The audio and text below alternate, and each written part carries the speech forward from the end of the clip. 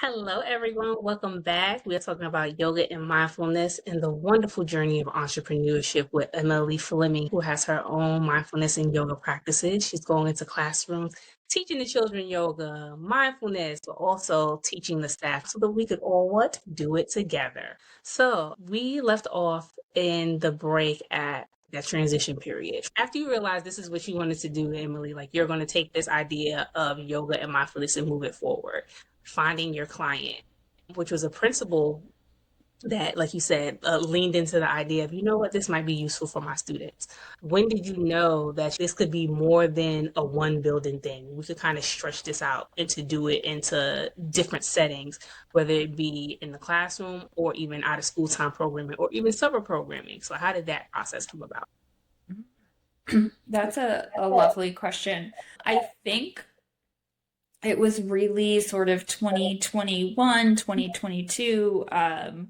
I had been working with and coaching teachers from across the country who were more after school program providers or coming in as enrichment providers during the day to lead yoga and mindfulness. And I really felt like there was a need. And so I said, you know what? I think that this is something that we need in more schools, and there is a market for it, especially right those first 2 years really after COVID. It was like we were really seeing the effects of the pandemic on the mental health of our students and our teachers. And so I really felt like, whereas this has always been something, right, that I wanted to do, and my goal was always all kids and not just kids in one school. I felt like education kind of finally caught up to me in that way of like, okay, we are seeing the need. Let's do this. I was starting to get more people sort of ask me to do one-off teacher self-care events or things like that. And I was like, you know what? I'm ready to be done in the classroom. Let me see how I can put my own spin on yoga and mindfulness and support schools in developing customized curriculum so that these programs become sustainable. So yeah, that was really kind of like the light bulby, I would say 6 months to a year of like, this is something that doesn't just have to be an idea in my head, but is actually something I want to try as a business. I will say though, like I didn't know it was going to be a viable business until I got my first client, which I think a lot of entrepreneurs can relate to of like, we have great ideas, we believe in our businesses, but we don't have businesses if people don't pay for our services. And I heard a lot of no's before I got that one yes. So it's Um, both and. Right, exactly. And shopping for your first client and going through that process of who should I reach out to? Did you have a main idea of like how you wanted to go about that process? Like, okay, I'm going to reach out to maybe the people that I know first, or I'll go ahead and look at what schools are doing a particular thing for the year, what they're trying to accomplish with their kids, like in character development, and see what that looks like, and then reach out to those schools to let them know about this offer. What was that process like? Yeah, so I think I naturally started with other folks who I know in the education space, specifically the teachers and the educators and the staff members who I knew who understood the benefits and value of mindfulness and yoga. But then I also did some of that research as well of like, what are organizations that have a more holistic approach, right? That are in our city, whether they're schools or after school programs that really are looking at the whole child and would want something like this. I am a big conversation person. I think that I can learn a lot and we can all learn a lot from any conversation that we have. So I was just getting on calls with people. Oh, have you talked to this person? No, I haven't. Connect me with them. And it was actually someone who I knew through the Teach for America world that connected me with my first client of like, I've worked with this organization. I've had a conversation with you, that they were able to put the dots together and say, you know what? Like, I know this organization. I know what their values are.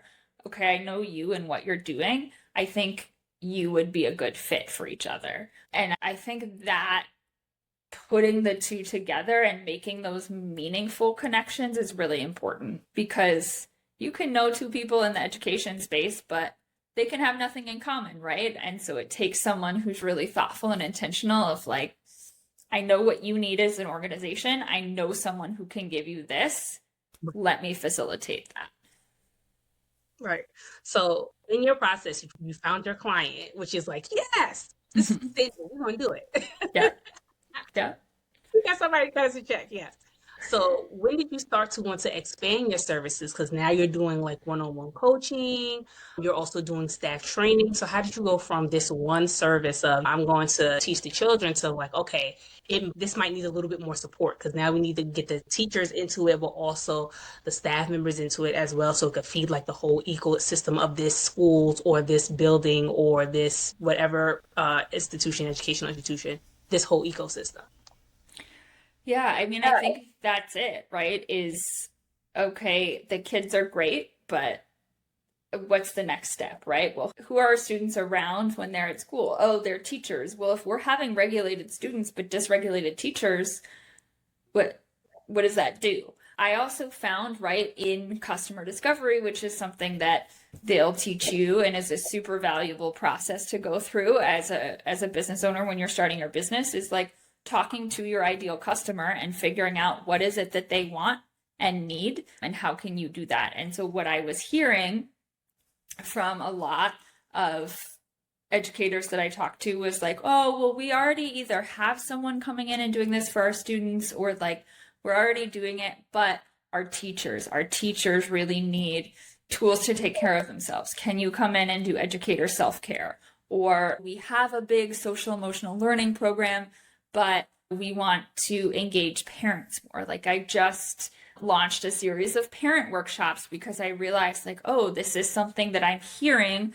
from a lot of the educators and school social workers and counselors and principals that I'm talking to, is like, we want to engage parents in this way too. And then, one of the asks that I got a lot was, after school programs, can you come and can you teach yoga to our students after school? And so I have really tried to adapt, right? And move in the direction that I am hearing there's a need for, while also trying to stay true to my mission and my vision for the business. It's not super easy to always reconcile those two things, but what is important is providing a product and a service that your clients want and need and are asking for. And so if I'm able to pivot and adapt and do that as me, then I'm going to do that.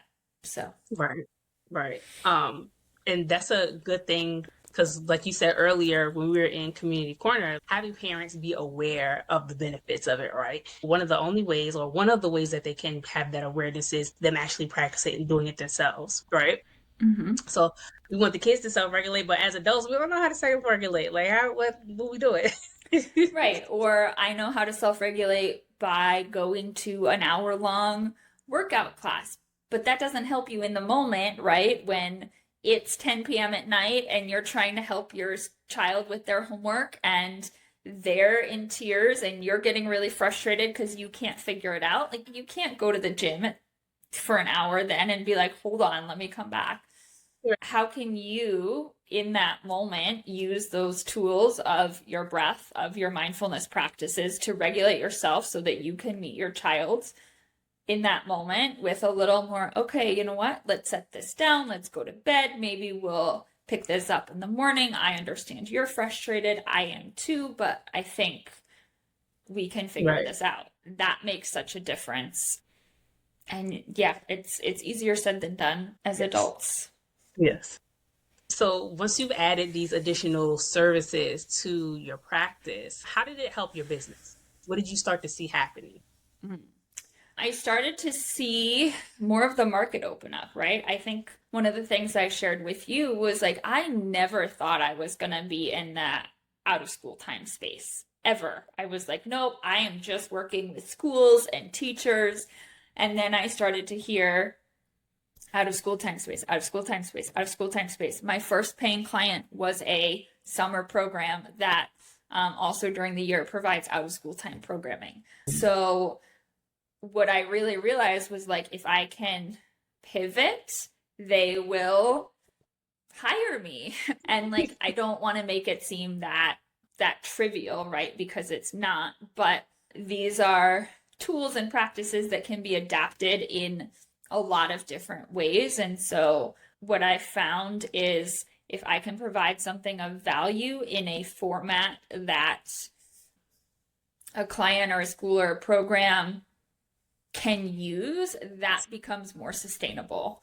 And that's really what I want to be doing, is building programs, building capacity and educators, and making yoga and mindfulness practices and programs that are sustainable, right? That are not just a one-time thing or an afterthought or an add-on, but really allowing them to be embedded into a program or a school and the culture of that program in that school. And I think that's what that adaptability and flexibility has allowed me to do, because I am creating something that is unique to that organization or that school. And that becomes something that inherently, I think, provides a lot of value for them. My first client is having me back again this year, and we're doing something a little bit different that is going to help them build on what I created for them last year, and then give them the capacity to make that programming more sustainable and expand it, hopefully, from one site to eventually the other sites that they run in the city. And it won't happen overnight, but I'm excited for the possibilities that that provides. So with that being said, I am so excited for all the wonderful things that are happening for you. It seems like it is going to be, or is a great journey. And I'm so excited to see where you end up. Before we end the show, we're going to go ahead and jump into our professionals lounge.